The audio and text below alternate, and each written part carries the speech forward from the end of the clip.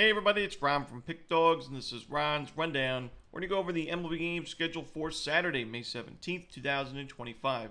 If you like this video, make sure to hit that thumbs up button and subscribe. Put your baseball picks in the comments section below. And if you're looking for my best bets, including my daily rundown best bet in Major League Baseball, you can find those at the premium picks tab at pickdawgz.com. There's also a link in the description. Alright, here we go. Here are the games for Saturday, Major League Baseball.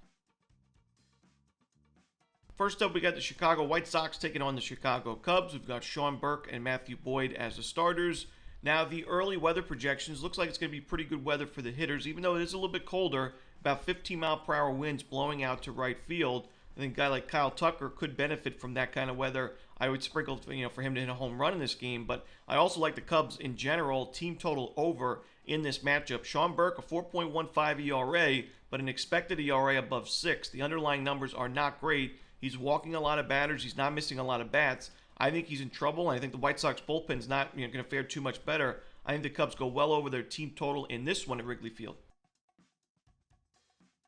Next up, we got the New York Mets taking on the New York Yankees in the Subway Series. Griffin Canning and Clark Schmidt are the projected starters. I think this is going to be a higher scoring game. I like the over in Yankees-Mets. I've mentioned I do think Griffin Canning does regress a bit as the season goes along. His expected numbers are fine. He's obviously pitching well, but I've mentioned he does fall behind in counts a lot, and that's a concern for me against this Yankees lineup, a team that can be very patient at the plate, especially with a guy like Aaron Judge, and he's given up at least a home run in his last 2 games. That's also a concern for me at Yankee Stadium against this Yankees lineup. But I also think that, Clark Schmidt and his career matchups against the Mets, they've not been the best. I think the Mets can find a few runs off him early. I'm going to take the over in the first 5 innings and the over in the full game in this Subway Series matchup. Next up, we've got the Washington Nationals taking on the Baltimore Orioles. We've got Jake Irvin and Kyle Gibson as the projected starters.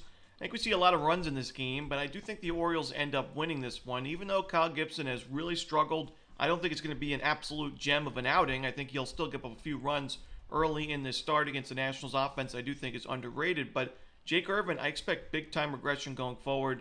His strikeout numbers are way down compared to last year, and they were already not great in 2024, about 7.5 Ks per 9. That's down to 5.6 Ks per 9, and just most recently, his last 3 starts, just 3 strikeouts combined in those games. That was 17 in the third innings, 18 in the third innings for Irvin in those last 3, and I just think that he's also given up a home run in all 3 of those games. You look at the underlying numbers, his expected ERA is above 5. His chase and whiff rate are well below league average. The Orioles, this has been a disaster start to the season for Baltimore, but still a good enough lineup against right-handed pitching where I think they do get to Jake Irvin early, and then the Nationals bullpen has been one of the worst in baseball. I'm going to roll with the Orioles. I'll take the team total over. I'll take the Orioles in the full game on the money line, and I'll take the full game over because I do think Washington chips in a few. Next up, we got the Tampa Bay Rays taking on the Miami Marlins. We got Drew Rasmussen and Edward Cabrera as the projected starters.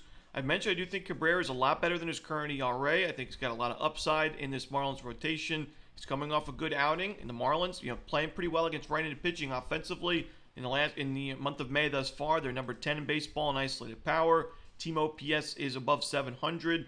I think they can get to Rasmussen, who's also really been struggling in his last few starts. Had a great start to the year, has struggled his last 3 games or so.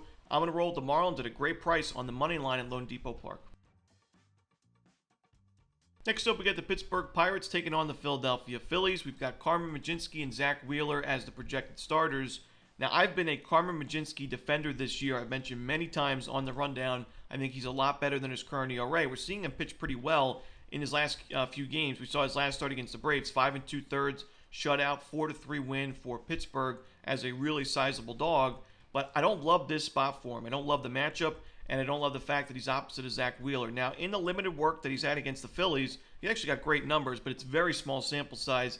18 plate appearances, 39% strikeout rate, and a low xWOBA. I don't think he gets crushed, but I do think the Phillies could find a few base hits early in this game. And Mlodzinski is one of those starting pitchers that does seem to unravel when a few things don't go his way, whether it's the defense behind him or a few singles that squeak through the infield. I think that the Phillies can rack up some base hits early on, get on the board early, and Zach Wheeler should be able to pitch a gem, 6-7 strong innings against one of the weakest lineups in baseball. I mean, Wheeler's got great numbers against the current Pirates lineup, about 90 plate appearances, 32% strikeout rate, a low xWOBA. I think the Phillies win this game in the ballpark of 4-1, 5-1, a low-scoring game that goes under the total, but they do cover the run line. So I'm going to take the Phillies and lay the 1.5 runs. Next up, we'll go to Great American Ballpark as the Cincinnati Reds take on the Cleveland Guardians. We got Chase Petty and Luis Ortiz as the starters. Now, through his first 2 starts at the major league level, Petty has struggled quite a bit for Cincinnati, giving up in 5 1/3 innings, 13 earned runs, 13 base hits, and 3 home runs with 8 walks to go with it. He's obviously got good strikeout stuff, 7 Ks through 5 1/3. He is the number 6 prospect in the Reds organization, and I think eventually he could be a good option in the rotation, but right now I just can't get there with the Reds in this game. I know Luis Ortiz is not my favorite option on the other side for Cleveland, but he's been pitching pretty well as of late. I think he can do a decent job here, even though it's a hitter-friendly ballpark.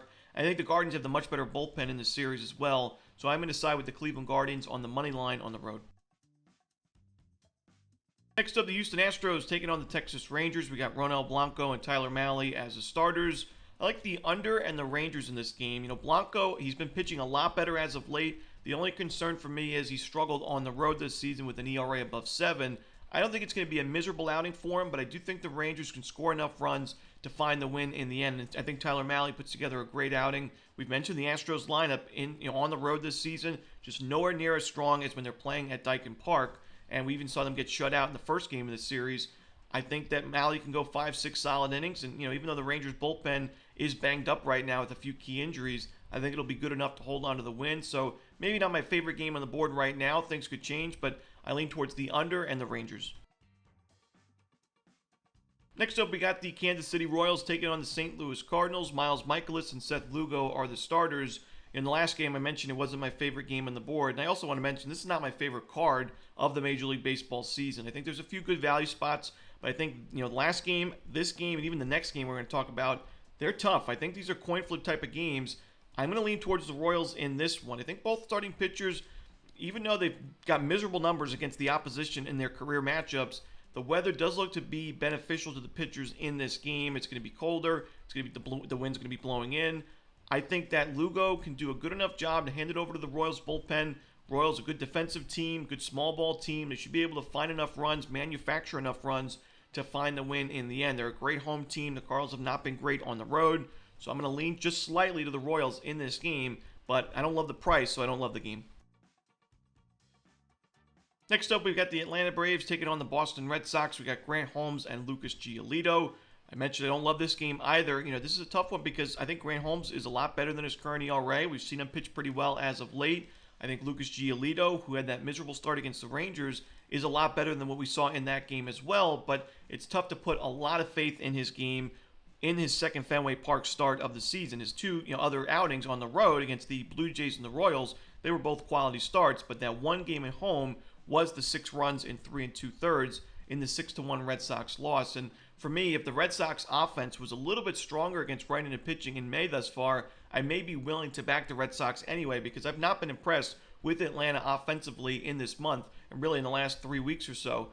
But it's been neck and neck with the Braves in terms of their team OPS and isolated power against righties in the last 3 weeks. So I'm just going to side with the Braves in this one. I do think that Holmes is a slightly better option to start this game, and I think the Braves get the win. They're also getting a really good price on the money line. Next up, we got the Minnesota Twins taking on the Milwaukee Brewers. No official starter right now for Milwaukee, but Pablo Lopez should be going for the Twins. Now, I don't love the fact that Byron Buxton and Carlos Correa were in concussion protocol. We'll see if they're able to return, but I still think the Twins have enough in this game to grab the win. I think Pablo Lopez has been one of the better pitchers in the American League this season. I've mentioned I also think the Brewers are a lot better than their current record, so I don't love fading Milwaukee right now, but I think Lopez can put together a good enough outing. Twins back him up in a low-scoring game to win this game on the road. Next up, we've got the Colorado Rockies taking on the Arizona Diamondbacks. German Marquez and Zach Gallen are the starters. This is a situation where the Diamondbacks are just too big of a favorite for me. I do think they win this game, but for me, I'd rather just take the under at a much better price because Marquez actually has solid numbers against Diamondbacks' current lineup. He's coming off his best start of the season by far against the Padres. 7 innings of 1-run baseball. That was at Coors Field, by the way. And, Gallen, I think, should be able to pitch well against this Rockies lineup. So give me the under. Even though it's at Chase Field, I'm going to take the under in Rockies Diamondbacks. Next up, the Seattle Mariners taking on the San Diego Padres. No official starter for Seattle, but we should see Nick Pivetta on the mound for the Padres. Speaking of Coors Field, like we talked about in the last game for the Rockies, Pivetta returns from his Coors Field massacre in that last start against the Rockies. 6 runs in 4 innings in a 9-3 loss. Just not a place that Pivetta's been able to pitch at in his career. He's really struggled at Coors Field, but other than that one game, he's been really sharp for the Padres. It's unfortunate that his ERA has to balloon above 3 now after that game, but he hasn't given up more than 3 runs in any other start. He's been great at Petco Park. I think the Padres win this game for him, and I think he has another strong outing at Petco. 25 1/3 innings, 29 strikeouts, a 1.42 ERA, and a 4-0 record. Give me San Diego, and a lean towards the under in this one. Next up, we've got the Athletics and the Giants. We've got Luis Severino and Landon Roop as the starters. Severino's been a lot better on the road this season, but even in his last road game against the Rangers, who have been one of the worst lineups in baseball against righties, Severino gave up 8 base hits and only 5 innings of work. I think the Giants are going to have some opportunities in this game early on, even though I don't love San Francisco offensively, in general. But I think when you look at Landon Roop, he's been pitching a lot of games on the road. 4 of his last 5 starts away from Oracle. Now he gets to pitch at home. He's got expected numbers are really sharp, 42 strikeouts and 40 innings of work. I think he puts together a strong outing here, maybe 5-6 strong innings. Giants back him up, and they've got the best bullpen in baseball in terms of ERA. I'm not so sure how long that's going to be the case, but right now it's working for him. One of the big reasons why they have a big winning record. So give me San Francisco on the money line in this one. Next up, we got the Los Angeles Angels taking on the Los Angeles Dodgers. A pair of lefties on the mound in this one. We've got Tyler Anderson for the Angels and Clayton Kershaw making a season debut for the Dodgers. Now, we've mentioned many times because Kershaw has returned from injury many times since we started the rundown a few years ago.